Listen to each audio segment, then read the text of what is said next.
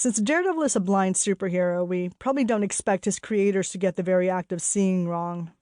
And yet, this sometimes happens in surprising ways.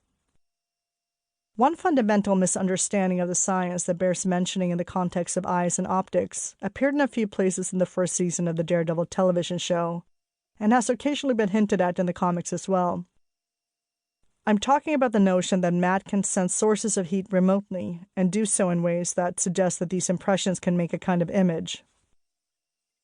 The first thing to keep in mind here is that the human skin works nothing like the film of a camera and does not have any special ability to detect photons the way the retina does. This is true whether we're talking about visible light or the longer wavelength infrared radiation, which emanates from all objects in proportion to their temperature, a topic for Chapter 8. The latter can be made visible to us by special cameras or goggles that translate these wavelengths into something we can see. But the emphasis here is on see. As you will recall from our brief look at thermosensation, photosensitivity to infrared light is not the process by which the skin detects changes in temperature. Both infrared and visible light can obviously warm the skin, but this sensation is relayed by the various temperature-gated receptor proteins that detect warming and cooling, not by photoreceptors. However, even if we were to go along with the idea that Matt's skin functions like a large retina that can detect infrared radiation, he would not be able to form an image this way. Instead, his skin would be like one giant thermosensitive eye spot. He might be able to tell the relative location of a particularly warm object, just the way all of us can, but his skin cannot form an image any more than a retina on your cheek can.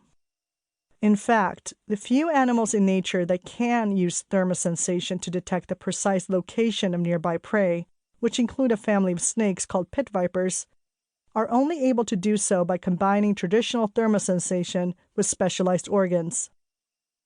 What do these pit organs do? As it turns out, they form a cavity, not unlike a pinhole camera, to make a crude image.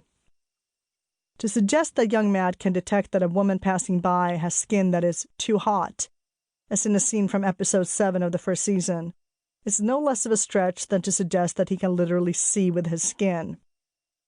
I doubt that the show's writers had any real sense that this is what they were doing, but it underscores how difficult it can be for creators of every era to fully divorce themselves from the logic of vision.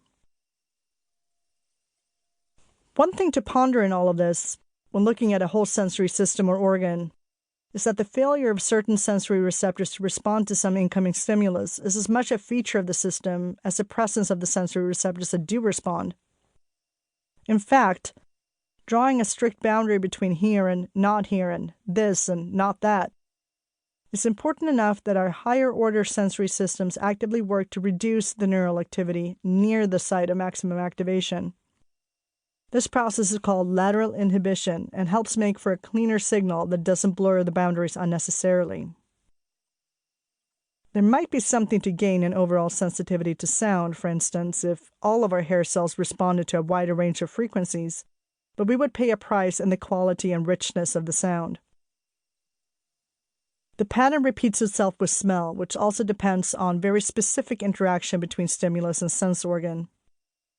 If the scent of a rose did not activate only a specific pattern of receptors in the olfactory epithelium, and only those receptors, then it would be indistinguishable from all the scents that are not rose.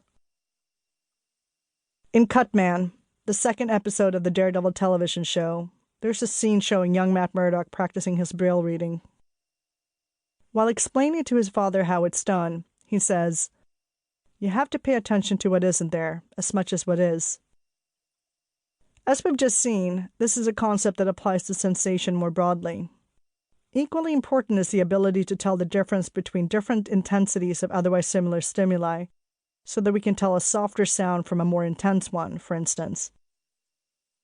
Being able to make these distinctions when it comes to the world of sound provides us with information about the location of sound sources and their quality. This may sound obvious to the point of banality, but it's important to keep in mind where Daredevil is concerned, as writers often have a tendency to want to turn every sensory dial to the max.